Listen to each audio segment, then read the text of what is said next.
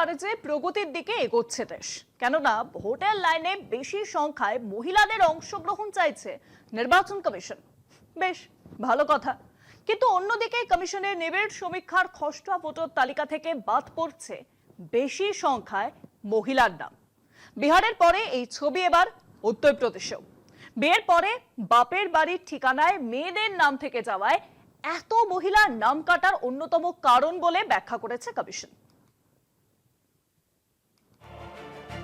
চলতি এসআইআর এর সবচেয়ে বেশি নাম কাটা পড়েছে উত্তরপ্রদেশে। ঝাড়াই বাছাইয়ের পরে যোগী রাজ্যের খসড়া তালিকায় বাদ পড়েছে 2,89,00,000 ভোটার। এর মধ্যে মহিলাই 1,54,00,000। এসআইআর শুরুর আগে উত্তরপ্রদেশের জনসংখ্যা ছিল 25,44,00,000।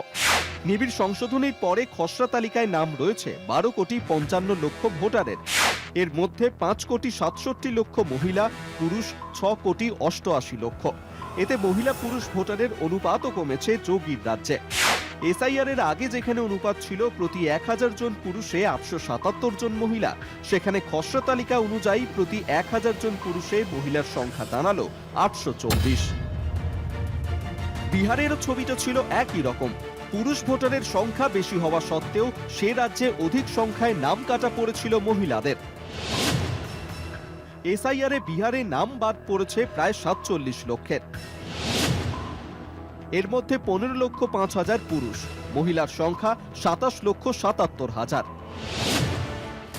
কেন মহিলাদেরই নাম কাটা গেল বেশি, তার ব্যাখ্যা দিয়েছে কমিশন।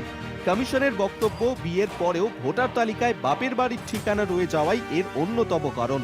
বিয়ে হয়ে যাওয়া মানেই মেয়েদের ঠিকানা বদল ধরে নেওয়া হয়, সেক্ষেত্রে মহিলাদের ঠিকানা বদলকে পার্মানেন্ট শিফটেড হিসেবেই দেখছে কমিশন। কলকাতা টিভি।